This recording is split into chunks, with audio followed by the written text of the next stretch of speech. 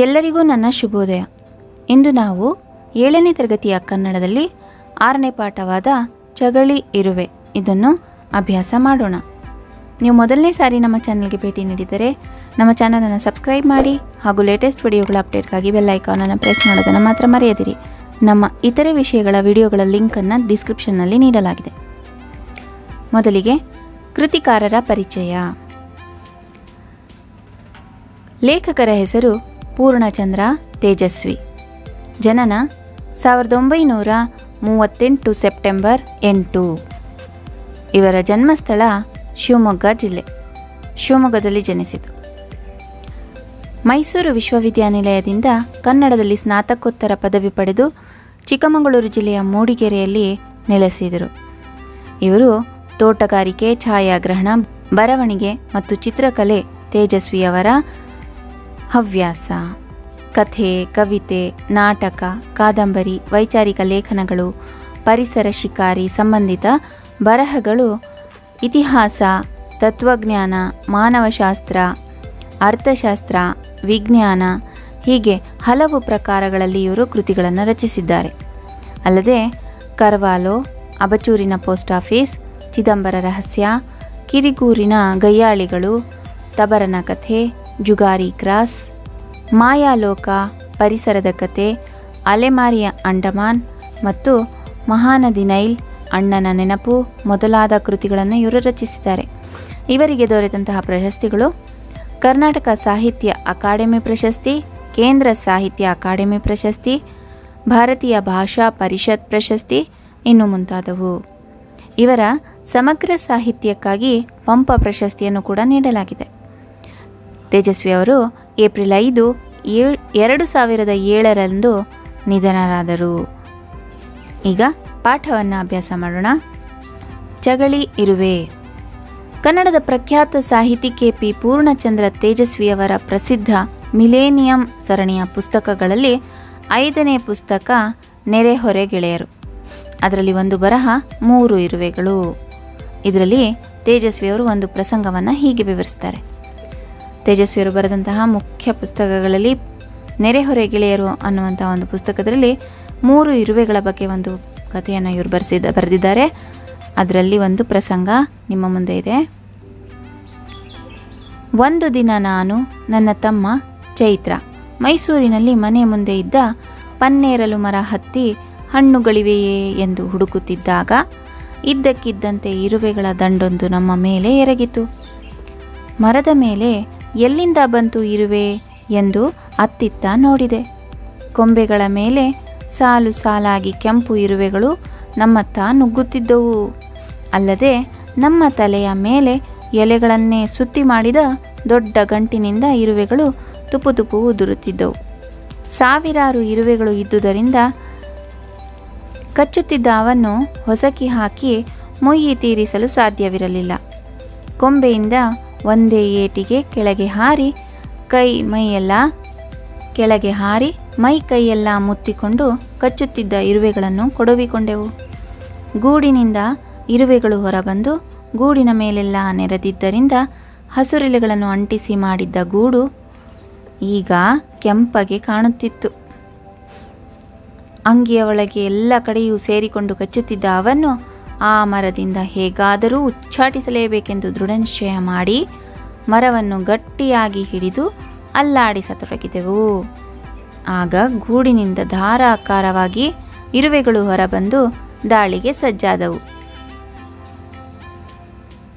ನಮ್ಮ ಪ್ರಯತ್ನ ಸತತವಾಗಿ ಮುಂದುವರಿಯಿತು. ಗೂಡಿಗೆ ಅಂಟಿಸಿದ್ದ ಎಲೆಗಳು ಬೇರೆ ಬೇರೆಯಾಗಿ ಇರುವೆಗಳು ಎಲ್ಲ ಉದುರಿ ಬಿದ್ದು ಹರಿದಾಡತೊಡಗಿದವು. ಇರುವೆಗಳಿಗೆ ತಕ್ಕ ಶಾಸ್ತಿಯಾಯಿತೆಂದು ನಮಗೆ ಸಮಾಧಾನವಾಯಿತು. ನಮ್ಮ ತಂದೆಯವರಿಗೆ ನಾವು ಈ ವಿಷಯ ತಿಳಿಸಿದಾಗ ಅವು ಚಗಳಿ ಇರುವೆಗಳೆಂದು ಮಲೆನಾಡಿನಲ್ಲಿ ಅವುಗಳ ಮೊಟ್ಟೆ ಮರಿಗಳನ್ನೆಲ್ಲ ಹಿಡಿದು ಅರೆದು ಚಟ್ನಿ ಮಾಡಿ ಊಟಕ್ಕೆ ನಂಚಿಕೊಳ್ಳುತ್ತಾರೆಂದು ಹೇಳಿದರು.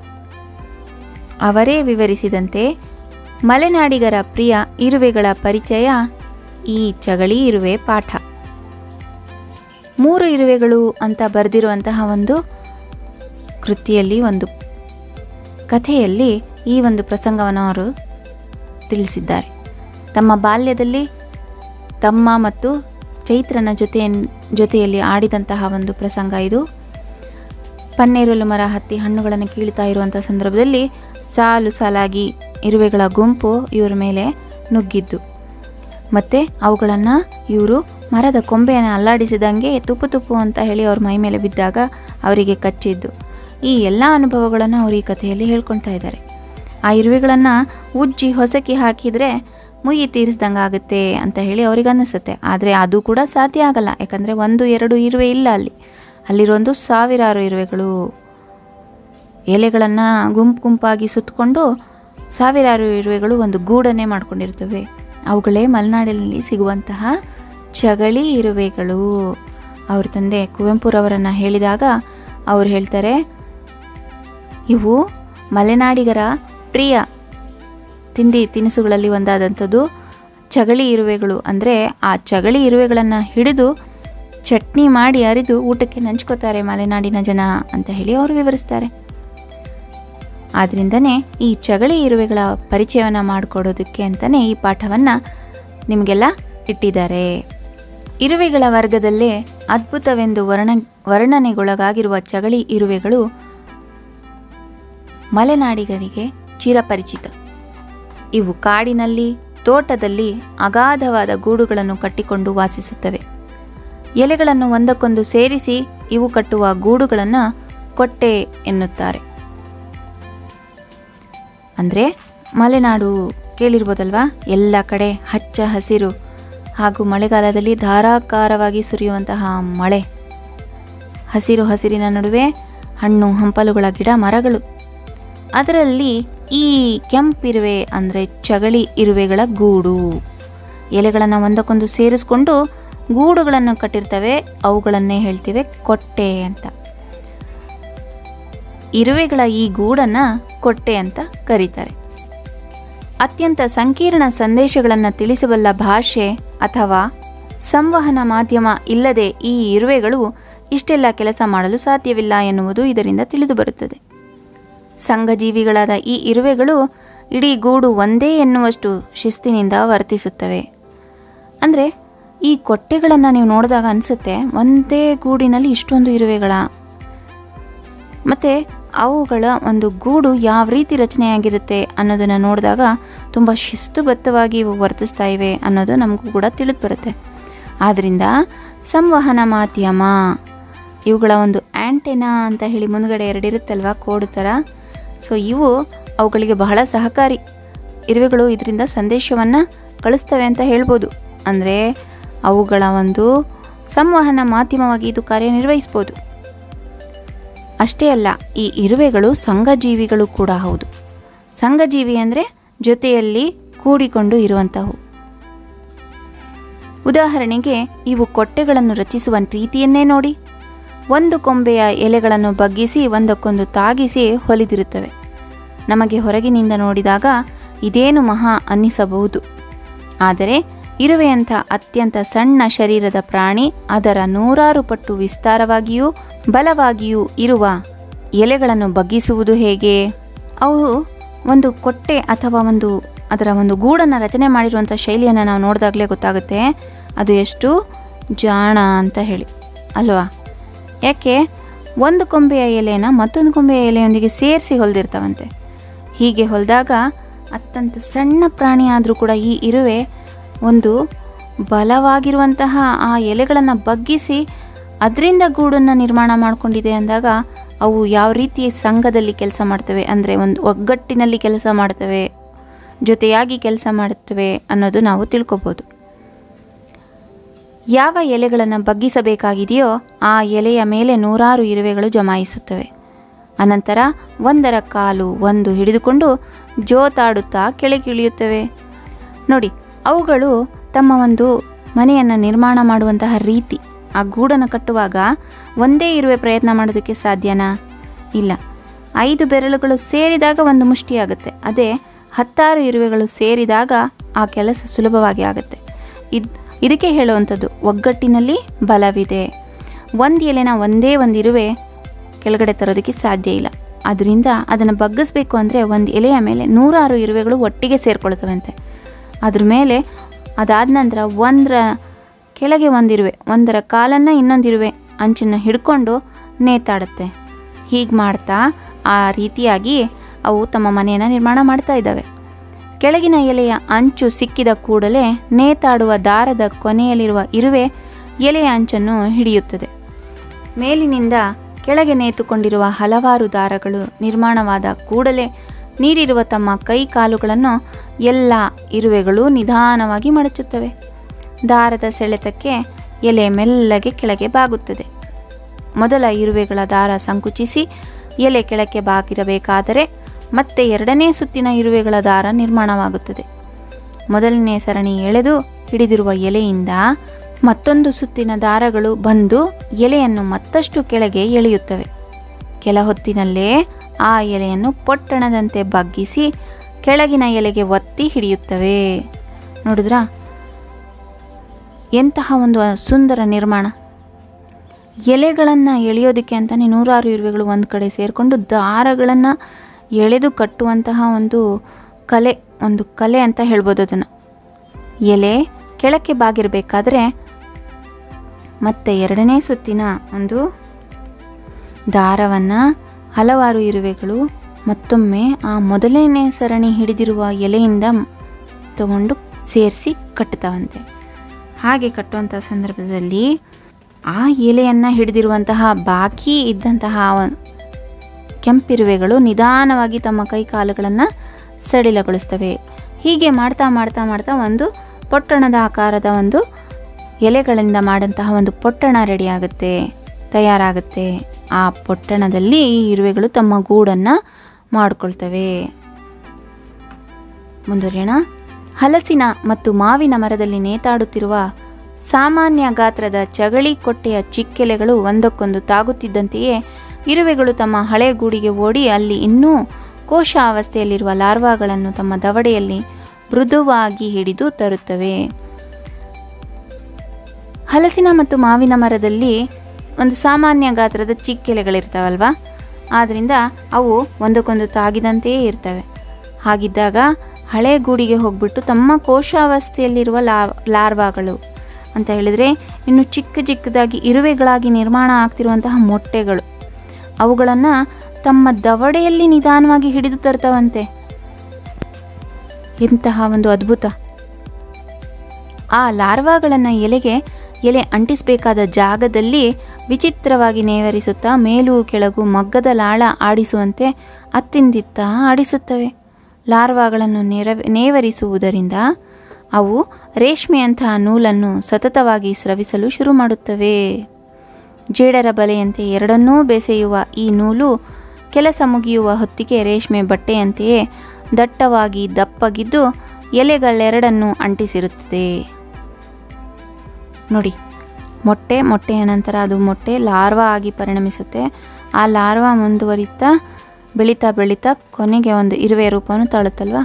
ಆ ರೀತಿಯಾಗಿ ಈ ಲಾರ್ವಾಗಳು ಎಲೆ ಅಂಟಿಸಬೇಕಾದಂತಹ ಜಾಗದಲ್ಲಿ ಆ ಲಾರ್ವಾಗಳನ್ನು ಸೇರಿಸ್ಕೊಂಡು ಒಂದು ರೀತಿ ಮಗ್ಗದ ಲಾಳ, ಬಟ್ಟೆ ನೇಯೋಕೆ ಹೇಗೆ ಒಂದು ಮಗ್ಗ ಅಂತ ಇರುತ್ತೋ ಕೈ ಮಗ್ಗ, ಆ ರೀತಿಯಾಗಿ ಇವುಗಳನ್ನು ಮೊಟ್ಟೆಗಳ ಲಾರ್ವಾಗಳನ್ನು ಅವು ಅಲ್ಲಾಡಿಸ್ತಾವಂತೆ. ಇದರಿಂದ ಆ ನೂಲು ಉತ್ಪತ್ತಿಯಾಗುತ್ತೆ. ಆ ನೂಲು ಅಂಟಿನ ರೀತಿಯಲ್ಲಿರುತ್ತೆ. ಆ ಅಂಟಿನಿಂದ ಇವು ಏನು ಮಾಡ್ತವೆ, ಎರಡು ಎಲೆಗಳನ್ನು ಒಟ್ಟಿಗೆ ಜೋಡಿಸಿ ಸೇರಿಸ್ತವೆ. ನೋಡಿ, ಚಿತ್ರದಲ್ಲಿ ತೋರಿಸ್ತಾ ಇದ್ದಾರಲ್ವಾ,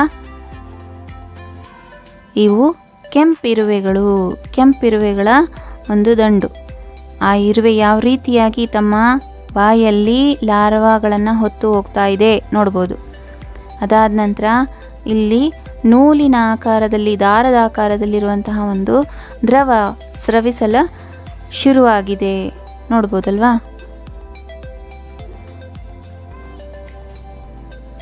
ಅದ್ಭುತವಾದಂತಹ ಒಂದು ಕೆಲಸ ಚಗಳಿ ಇರುವೆಗಳದು. ಚಗಳಿ ಇರುವೆಗಳು ಮೊದಲು 2-3 ಅಕ್ಕಪಕ್ಕದ ಎಲೆಗಳನ್ನು ಸೇರಿಸಿ ಪೊಟ್ಟಣ ಕಟ್ಟಿದಂತೆ ಚಿಕ್ಕ ಗೂಡು ಕಟ್ಟುತ್ತವೆ. ಇವುಗಳ ಸಂಖ್ಯೆ ಬೆಳೆದಂತೆಲ್ಲ ಮೇಲಿನ ಮತ್ತು ಅಕ್ಕಪಕ್ಕದ ಎಲೆಗಳನ್ನು ಹೊಂದಿಸಿ ಮಾಳಿಗೆಗಳನ್ನು ನಿರ್ಮಿಸುತ್ತಾ ಗೂಡನ್ನು ದೊಡ್ಡವನ್ನಾಗಿ ಮಾಡುತ್ತವೆ. ದೊಡ್ಡ ಗೂಡುಗಳಲ್ಲಿ 5 ರಿಂದ 10 ಲಕ್ಷ ಇರುವೆಗಳವರೆಗೂ ಇರುತ್ತವೆ. ಇರುವೆಗಳ ಸಂಖ್ಯೆ ಇದನ್ನೂ ಮೀರಿ ಬೆಳೆದರೆ ಆಗ ಅದೇ ಮರದ ಬೇರೆ ಕೊಂಬೆಯಲ್ಲೋ ಅಥವಾ ಸಮೀಪದ ಇನ್ನೊಂದು ಮರದಲ್ಲೋ ಹೊಸ ಉಪಕೊಟ್ಟೆಗಳನ್ನು ಕಟ್ಟುತ್ತವೆ. ಮೊದಲಿಗವು 2-3 ಎಲೆಗಳನ್ನು ಸೇರಿಸಿ ಪೊಟ್ಟಣ ಕಟ್ಟದಂಗೆ ಗೂಡು ಕಟ್ತಾವಂತೆ. ಇವುಗಳ ಸಂಖ್ಯೆ ಬೆಳೆದಂಗೆ ಮೇಲಿನ ಮತ್ತು ಅಕ್ಕಪಕ್ಕದ ಎಲ್ಲ ಎಲೆಗಳನ್ನು ಸೇರಿಸ್ಕೊಂಡು ಗೂಡನ್ನು ದೊಡ್ಡದಾಗಿ ಮಾಡ್ತಾ ಹೋಗುತ್ತೆ. ಹೀಗೆ ಒಂದು ದೊಡ್ಡ ಗೂಡನ್ನು ಮಾಡಿ ಮಾಳಿಗೆಗಳು ಅಂದರೆ ಒಂದರ ಮೇಲೆ ಒಂದು ಗೂಡುಗಳನ್ನು ಕಟ್ತಾ ಹೋದಾಗ ಅವು ಯಾವ ರೀತಿ ಕಾಣಿಸುತ್ತೆ ಅಂದರೆ ಒಂದು ಕಟ್ಟಡದ ರೀತಿಯಲ್ಲಿ, ಹೇಗೆ ಬಿಲ್ಡಿಂಗ್ನಲ್ಲಿ ಮೊದಲ ಅಂತಸ್ತು, 2ನೇ ಅಂತಸ್ತು, 3ನೇ ಅಂತಸ್ತು ಅಂತ ಇರುತ್ತಲ್ವ, ಆ ರೀತಿಯಾಗಿ ಇವುಗಳು ಕೂಡ ತಮ್ಮ ಗೂಡನ್ನು ಬೆಳೆಸ್ಕೊಂಡು ಹೋಗ್ತವೆ. ಅದರಲ್ಲಿ ಕೇವಲ 10,000 ಇರುವೆಗಳು ಇರಲ್ಲ, ಸುಮಾರು 10 ಲಕ್ಷ, 5ರಿಂದ 10 ಲಕ್ಷ ಇರುವೆಗಳವರೆಗೂ ಅಲ್ಲಿರುತ್ತವೆ. ಇದಕ್ಕೂ ಜಾಸ್ತಿ ಆಯಿತು ಇರುವೆಗಳ ಸಂಖ್ಯೆ ಅಂದರೆ ಮತ್ತೇನು ಮಾಡ್ತವೆ, ತಮ್ಮ ಪಕ್ಕದ ಮರಗಳಲ್ಲಿ ಉಪಕೊಟ್ಟೆಗಳನ್ನು ನಿರ್ಮಾಣ ಮಾಡಿ ಅಲ್ಲೂ ಕೂಡ 10 ಇರುವೆಗಳು ಅಥವಾ 1000 ಇರುವೆಗಳು ಅಥವಾ ಅದಕ್ಕೂ ಹೆಚ್ಚು ಇರುವೆಗಳು ಉಪಕೊಟ್ಟೆಗಳನ್ನು ಮಾಡಿಕೊಂಡು ಅಲ್ಲಿ ವಾಸಿಸೋದಕ್ಕೆ ಶುರು ಮಾಡ್ತವೆ. ಈ ಇರುವೆಗಳ ಶಿಸ್ತು, ಧೈರ್ಯ ಮತ್ತು ಒಗ್ಗಟ್ಟುಗಳ ದೆಸೆಯಿಂದ ಇವನ್ನು ಮನುಷ್ಯರಿಗೂ ಸಹ ಹಿಮ್ಮೆಟ್ಟಿಸುವುದು ಕಷ್ಟ. ಬೇರೆ ಇರುವೆಗಳನ್ನು ನೀವು ಹಿಡಿಯಲು ಹೋದರೆ ಅವು ತಲೆ ತಪ್ಪಿಸಿಕೊಂಡು ಓಡಿ ಹೋಗಲು ನೋಡುತ್ತವೆ. ಆದರೆ ಚಗಳಿ ಇರುವೆಗಳನ್ನು ಹಿಡಿಯಲು ಹೋದರೆ ಅವು ಓಡುವುದಿಲ್ಲ, ಬದಲಿಗೆ ತಿರುಗಿ ನಿಂತು ನೆಗೆದು ಕಚ್ಚಲು ಸಿದ್ಧವಾಗುತ್ತವೆ. ಅಷ್ಟೇ ಅಲ್ಲದೆ ತನ್ನ ಹಿಂಭಾಗವನ್ನು ಮೇಲೆತ್ತಿ ಹೊಟ್ಟೆ ಅಡಿಯಲ್ಲಿರುವ ಗ್ರಂಥಿಗಳಿಂದ ಅಪಾಯದ ಫಿರಮೋನ್ ರಾಸಾಯನಿಕವನ್ನು ಗಾಳಿಯಲ್ಲಿ ಸಿಂಪಡಿಸುತ್ತವೆ. ಕೆಲವೇ ಕ್ಷಣಗಳಲ್ಲಿ ಆಜುಬಾಜಿನಲ್ಲಿರುವ ಎಲ್ಲ ಚಗಳಿ ಇರುವೆಗಳು ಯುದ್ಧ ಸನ್ನದ್ಧರಾಗಿ ಹಾಜರಾಗುತ್ತವೆ. ಈ ಇರುವೆಗಳು ಬಹಳ ಶಿಸ್ತುಬದ್ಧವಾದವು ಮತ್ತು ಧೈರ್ಯಶಾಲಿಗಳು ಕೂಡ. ಅದರಲ್ಲೂ ಇವುಗಳ ಒಗ್ಗಟ್ಟು ನಮಗೆ ತಿಳಿದೇ ಇದೆ. ಯಾಕಂದರೆ ಒಂದು ಗೂಡು ಕಟ್ಟುವಾಗಲೂ ಒಂದೇ ಇರುವೆ ಅಲ್ಲಿ ಕೆಲಸ ಮಾಡ್ತಾ ಇಲ್ಲ, 1000 ಇರುವೆಗಳನ್ನು ಜೊತೆಗೆ ತಗೊಂಡು ಕೆಲಸ ಮಾಡ್ತಿದೆ ಅನ್ನೋ ಒಗ್ಗಟ್ಟು ಕೂಡ ನಮಗೆ ಗೊತ್ತಿದೆ. ಅದೇ ನೀವು ಯಾವುದಾದ್ರೂ ಸಣ್ಣ ಕೆಂಪಿರುವೆನೋ ಕಪ್ಪಿರುವೆನೋ ಮತ್ತಾದೋ ಇರುವೆನೋ ಮುಟ್ಟಕ್ಕೆ ಹೋದರೆ ಅವಲ್ಲಿಂದ ಏನು ಮಾಡ್ತವೆ, ಜಾಗ ಖಾಲಿ ಮಾಡ್ತವಲ್ವಾ, ಓಡಿ ಹೋಗ್ತವೆ. ಆದರೆ ಚಗಳಿ ಇರುವೆಗಳು ಮಾತ್ರ ಹಾಗಲ್ಲ. ಅವುಗಳನ್ನು ಹಿಡಿಯೋದಕ್ಕೆ ಅಂತ ಹೋಗಿದ್ದೇ ಆದಲ್ಲಿ ಅವು ಕಚ್ಚೋದಕ್ಕೆ ಅಂತಲೇ ಬರ್ತವೆ, ನೆಗೆದು ಶುರುವಾಗ್ತವೆ, ಕಚ್ಚೇ ಬಿಡ್ತವೆ. ಅಷ್ಟೇ ಅಲ್ಲದೆ ಯಾವ ಇರುವೆ ಅಪಾಯದಲ್ಲಿರುತ್ತೋ ಅದು ತನ್ನ ಸಹ ಇರುವೆಗಳಿಗೆ ತಿಳಿಸೋದಕ್ಕೋಸ್ಕರ ಅಂತ ತನ್ನ ಹೊಟ್ಟೆ ಅಡಿಯಲ್ಲಿರುವಂತಹ ಒಂದು ಗ್ರಂಥಿಯಿಂದ ಅಪಾಯದ ಫಿರಮೋನ್ ರಾಸಾಯನಿಕವನ್ನು ಕೂಡ ಗಾಳಿಯಲ್ಲಿ ಸಿಂಪಡಿಸುತ್ತಂತೆ. ಇದರಿಂದ ಬೇರೆ ಇರುವೆಗಳಿಗೂ ಕೂಡ ಒಂದು ಮೆಸೇಜ್ ಹೋದ ಹಾಗೆ ಆಗುತ್ತೆ. ತಕ್ಷಣವೇ ಕೆಲವೇ ಕ್ಷಣಗಳಲ್ಲಿ, ಸ್ವಲ್ಪ ಕ್ಷಣಗಳಲ್ಲೇ ಅಕ್ಕಪಕ್ಕದಲ್ಲಿರುವ ಎಲ್ಲ ಇರುವೆಗಳು ಬಂದು ಒಂದೇ ಸಲಕ್ಕೆ ಮುದುರ್ಕೊಂಡ್ಬಿಡ್ತವೆ. ಅವುಗಳ ಮೇಲೆ ಯುದ್ಧ ಸನ್ನದ್ಧರಾಗಿ ಯಾರು ಅವರನ್ನು ಕೆಣಕಿರ್ತಾರೋ ಅವ್ರ ಮೇಲೆ ಯುದ್ಧಕ್ಕೆ ರೆಡಿಯಾಗಿ ಹಾಜರಾಗ್ಬಿಡ್ತವೆ ಅಂತ ಹೇಳ್ತಾ ಇದ್ದಾರೆ. ಈ ಇರುವೆಗಳು ತಮ್ಮಲ್ಲೇ ದನ ಸಾಕುವ ಗೋಪಾಲಕರಂಥ ಕೆಲಸಗಾರ ಇರುವೆಗಳನ್ನು ರೂಪಿಸಿವೆ. ಇವುಗಳ ಕೆಲಸವೆಂದರೆ ಗಿಡದ ರಸ ಹೀರಿ ಬದುಕುವ ತಿಗಣೆ ಮತ್ತು ಜಿಗಿ ಹುಳುಗಳನ್ನು ಹಿಡಿತಂದು ತಾವು ಕೊಟ್ಟೆ ಕಟ್ಟಿದ ಮರದ ಕೊಂಬೆಗಳ ಮೇಲೆ ಸಾಕುವುದು. ಚಗಳಿಗಳ ಜೀವನದಲ್ಲಿ ಇವಕ್ಕೆ ಅಪಾರ ಪ್ರಾಮುಖ್ಯತೆ ಇದೆ. ಅವುಗಳ ಉಚ್ಛಿಷ್ಟ ಸಿಹಿಯಾದ ಮಧುವಾಗಿರುವುದರಿಂದ ಅದು ಇರುವೆಗಳ ಆಹಾರವೂ ಹೌದು. ನಾವು ದನ ಸಾಕಿ ಅವುಗಳಿಂದ ಹಾಲು ಕರೆದುಕೊಳ್ಳುವಂತೆ ತಮಗೆ ಆಹಾರೋತ್ಪತ್ತಿ ಮಾಡುವ ಈ ಕೀಟಗಳನ್ನು ಚಗಳಿ ಇರುವೆಗಳು ಸಾಕುತ್ತವೆ.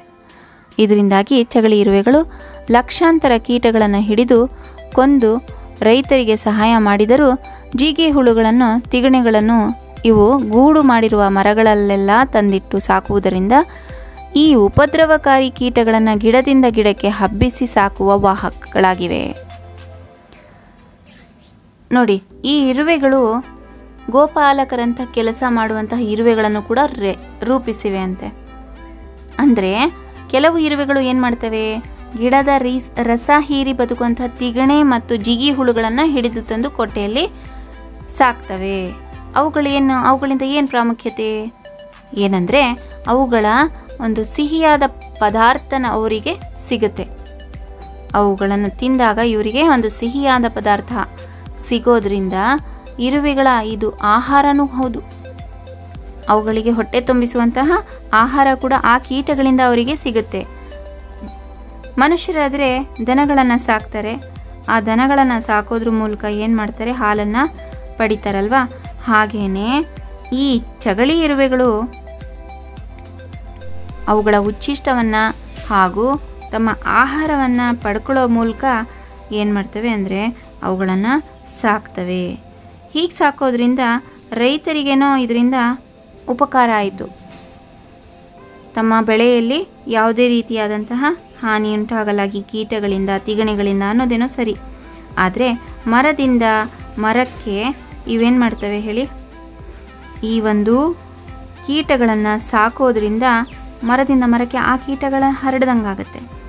ಆ ಮರ ಹಾಳಾಗ್ಬೋದು, ಆ ಮರದ ಒಂದು ಹಣ್ಣುಗಳು ತೊಂದರೆಗೆ ಒಳಗಾಗ್ಬೋದು, ಹಣ್ಣುಗಳು ಕೆಟ್ಟು ಹೋಗ್ಬೋದು ಅನ್ನುವಂಥ ಒಂದು ಸಂದರ್ಭ ಇದೆ. ಉಚ್ಛಿಷ್ಟ ಅಂದರೆ ಊಟವಾದ ನಂತರ ಎಲ್ಲರೂ ತಿಂತೀವಲ್ವ ಸಿಹಿಯಾದ ಪದಾರ್ಥ.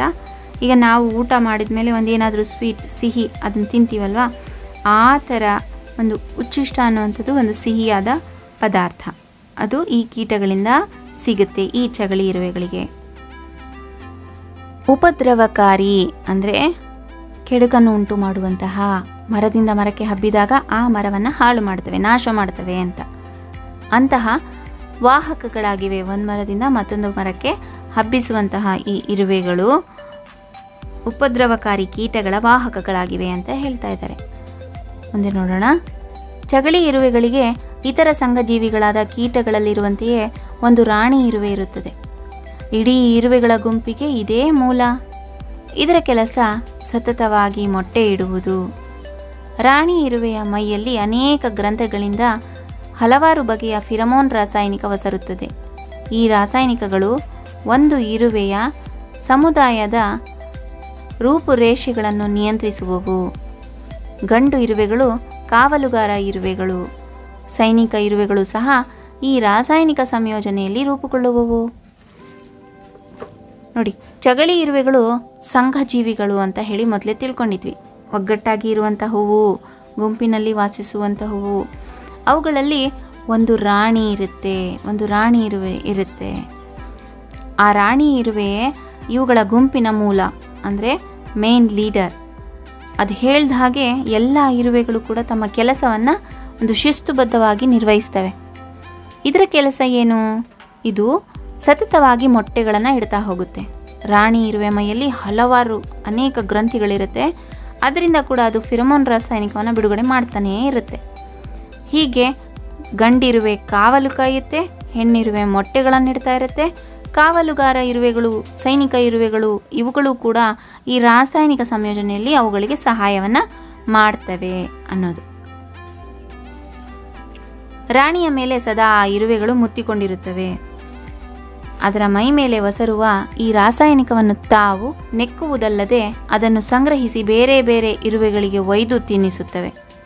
ತಾವು ಹೊರಗಿನಿಂದ ಸಂಗ್ರಹಿಸಿ ತಂದ ಆಹಾರವನ್ನು ಕೆಲಸಗಾರ ಇರುವೆಗಳು ರಾಣಿಗೆ ತಿನ್ನಿಸುತ್ತಲೂ ಇರುತ್ತವೆ. ಚಗಳಿ ಇರುವೆಗಳದ್ದು ಸ್ತ್ರೀ ಪ್ರಧಾನವಾದ ಸಮಾಜ. ನೋಡಿ, ಎಲ್ಲ ರಾಜ್ಯಗಳಲ್ಲೂ ನೀವು ನೋಡಿರ್ಬೋದು, ರಾಜನೇ ಮುಖ್ಯಸ್ಥ ಅಲ್ವಾ, ಕಿಂಗ್, ರಾಜ. ಆದರೆ ಅದರಲ್ಲೂ ಚಗಳಿ ಇರುವೆಗಳ ಗುಂಪಿನಲ್ಲಿ ರಾಣಿಯೇ ಮುಖ್ಯಸ್ಥೆ. ಆದ್ದರಿಂದ ಇವ್ರದ್ದು ಒಂದು ಸ್ತ್ರೀ ಪ್ರಧಾನವಾದ ಸಮಾಜ. ಈ ಇರುವೆಗಳು ತಾವು ಹೊರಗಿನಿಂದ ತಂದಂಥ ಆಹಾರವನ್ನು ರಾಣಿಗೆ ತಿನ್ನಿಸುತ್ತಾ ರಾಣಿಯ ಮೈ ಮೇಲೆ ಬರುವಂತಹ ಒಂದು ಫಿರಮೋನ್ ರಾಸಾಯನಿಕ ಅದನ್ನು ತಾವು ನೆಕ್ಕೋದಲ್ಲದೆ ಅದನ್ನು ಸಂಗ್ರಹಿಸಿ ಬೇರೆ ಇರುವೆಗಳಿಗೂ ಕೂಡ ತಿನ್ನಿಸ್ತಾವಂತೆ. ಇದರಿಂದ ಅವುಗಳ ಒಂದು ಕೆಲಸ ಮುಂದುವರಿತಾ ಹೋಗುತ್ತೆ. ಈ ಒಂದು ಪಾಠದಲ್ಲಿ ಪೂರ್ಣಚಂದ್ರ ತೇಜಸ್ವಿಯವರು ಮಲೆನಾಡಿನಲ್ಲಿ ಕಂಡುಬರುವಂತಹ ಚಗಳಿ ಇರುವೆಗಳ ಪರಿಚಯವನ್ನು ತುಂಬ ಅದ್ಭುತವಾಗಿ ಮಾಡಿಕೊಟ್ಟಿದ್ದಾರೆ. ಅವುಗಳು ಸಂಘಜೀವಿಗಳು, ಒಗ್ಗಟ್ಟು ಹಾಗೂ ಜೊತೆಯಾಗಿ ಇರುವಂತಹವು. ಯಾರೇ ತಮ್ಮನ್ನು ಕೆಣಕೋಕ್ಕೆ ಬಂದರೂ ಅವರನ್ನು ನಾವು ಬಿಡೋದಿಲ್ಲ. ಯಾವ ರೀತಿ ಒಂದಕ್ಕೊಂದು ಸಂದೇಶವನ್ನು ಕಳಿಸೋದ್ರ ಮೂಲಕ ಎಲ್ಲ ಇರುವೆಗಳು ಒಗ್ಗಟ್ಟಾಗಿ ಅವರ ಮೇಲೆ ಒಂದು ಯುದ್ಧಕ್ಕೆ ಹೊರಡ್ತವೆ. ಹಾಗೂ ಆ ಸನ್ನಿವೇಶವನ್ನೆಲ್ಲ ತುಂಬ ಸುಂದರವಾಗಿ ವಿವರಿಸಿದ್ದಾರೆ ಈ ಪಾಠದಲ್ಲಿ. ಹಾಗೂ ರಾಣಿ ಇರುವೆನೇ ಇಲ್ಲಿ ಮುಖ್ಯ, ಹಾಗೂ ಇವರದ್ದು ಸ್ತ್ರೀ ಪ್ರಧಾನವಾದ ಸಮಾಜ ಅಂತ ಹೇಳಿ ಕೂಡ ಅವರು ಹೇಳ್ತಾ ಇದ್ದಾರೆ. ಈ ರೀತಿಯಾಗಿ ಈ ಪಾಠದಲ್ಲಿ ನಾವು ಚಗಳಿ ಇರುವೆಯ ಪರಿಚಯವನ್ನು ಮಾಡಿಕೊಂಡಿದ್ದೇವೆ. ಇಲ್ಲಿಗೆ ಪಾಠ ಮುಗಿಯಿತು. ಮುಂದಿನ ತರಗತಿಯಲ್ಲಿ ನಾವು ಭೇಟಿಯಾಗೋಣ ಈ ಪಾಠದ ಪ್ರಶ್ನೋತ್ತರಗಳ ಜೊತೆಯಲ್ಲಿ. ಧನ್ಯವಾದಗಳು.